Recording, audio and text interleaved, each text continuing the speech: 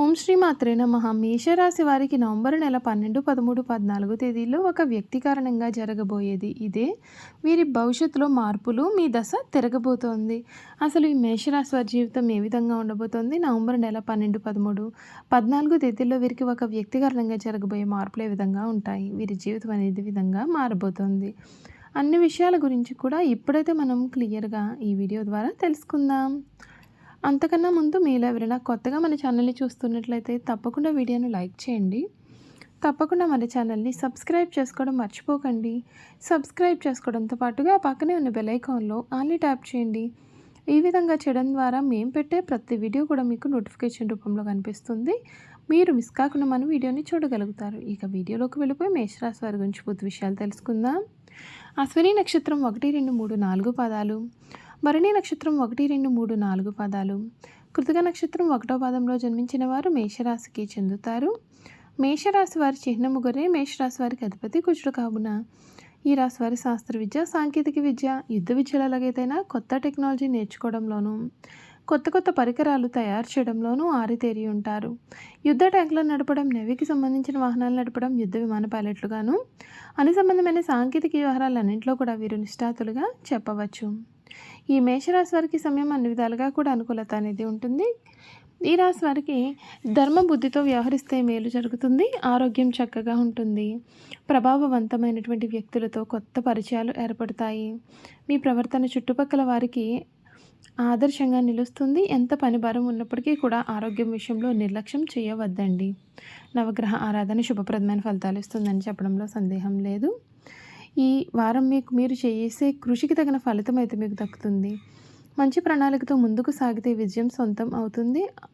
కొంత ఆందోళన, అనుమానం కలిగే పరిస్థితులు ఎదురైనప్పటికీ కూడా మనోధైర్యం కోల్పోకండి. ఒకే పనిలో ఏకాగ్రతతో దృష్టి పెడితే విజయాలు అనేవి తప్పవు. ధర్మబద్ధమైన మార్గంలో మీరు నడిచే ప్రయత్నం చేయాలి.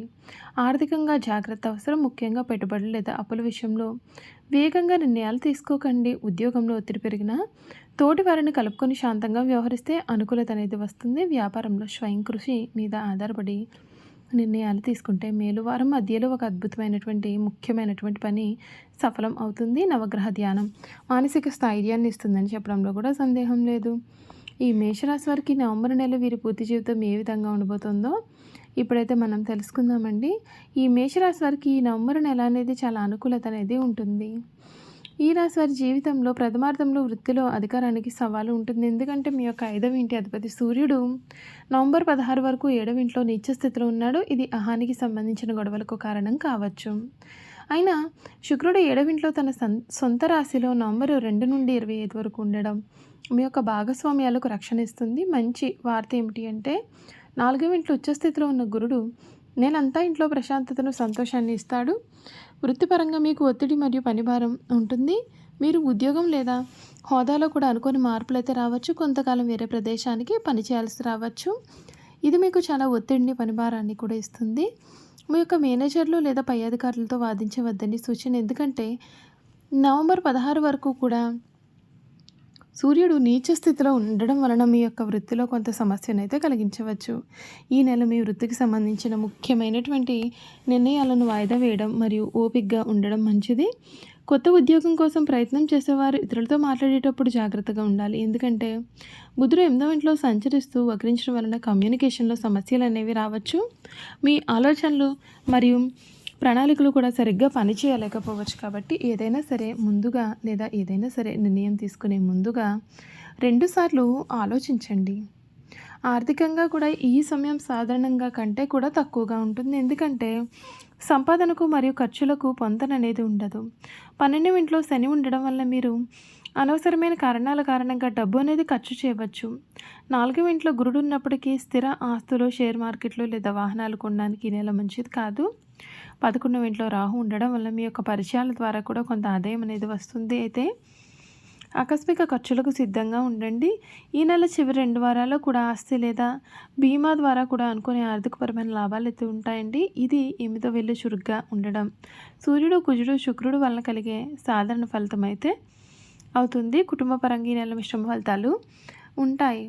మీ 7వ ఇంటి అధిపతి అయిన శుక్రుడు నవంబర్ 2 నుండి 25 వరకు చాలా బలంగా తన సొంత రాశిలో ఉండడం వలన మీ యొక్క జీవిత భాగస్వామి వారి యొక్క పనులలో విజయం సాధిస్తారు.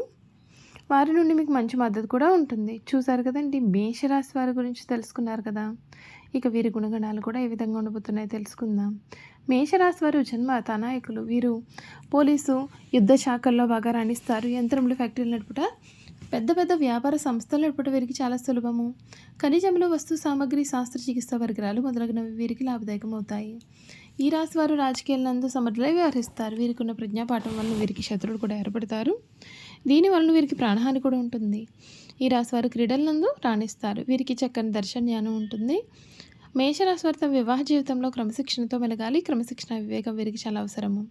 అయితే ఆవేశంలో తీసుకునే నిర్ణయం కారణంగా జీవితాంతము కూడా వీరు బాధపడతారు. ఈ రాశి వారు చాలా చిన్న వయసులోనే వివాహం చేసుకుంటే వీరికి చాలా మేలు జరుగుతుంది. మేషరాశి వారు కార్యవాదులు. ఆలోచించడం అనేది వీరికి పడదు.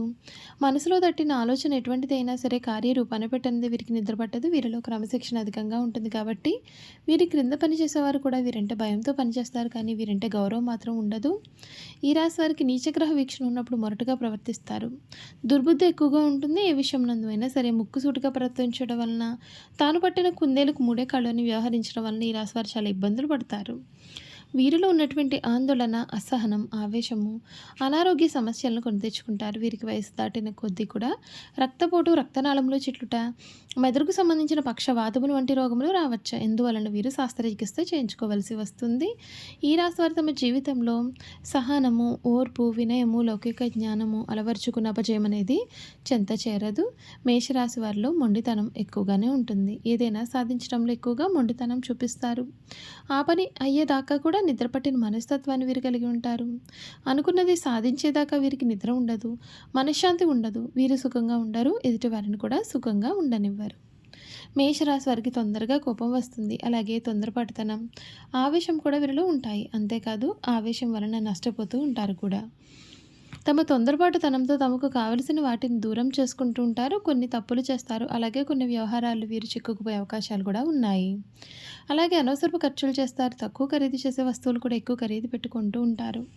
అలాగే ఎక్కడికి రాని భూములు సైతం తక్కువగా వస్తున్నాయి కదా అని కొనేస్తూ ఉంటారు. అయితే వీరికి ఆలోచనలు, వీరి యొక్క ప్రణాళికలు గొప్ప ఆర్థిక పరిస్థితులు అయితే కలిగిస్తాయి. అయితే ఈ విషయంలోనూ కూడా తొందరపాటు అయితే వీరికి తగదనే చెప్పాలి.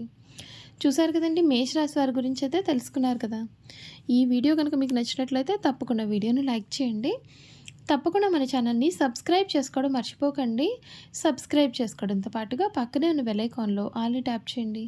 ఈ విధంగా చేయడం ద్వారా మేము పెట్టే ప్రతి వీడియో కూడా మీకు నోటిఫికేషన్ రూపంలో కనిపిస్తుంది. మీరు మిస్ కాకుండా మన వీడియోని చూడగలుగుతారు. అలాగే మేషరాశిలో మీ స్నేహితులు కానీ కుటుంబ సభ్యులు కానీ ఉన్నట్లయితే తప్పకుండా మన వీడియోని వారితో షేర్ చేయడం మర్చిపోకండి. Thank you for watching.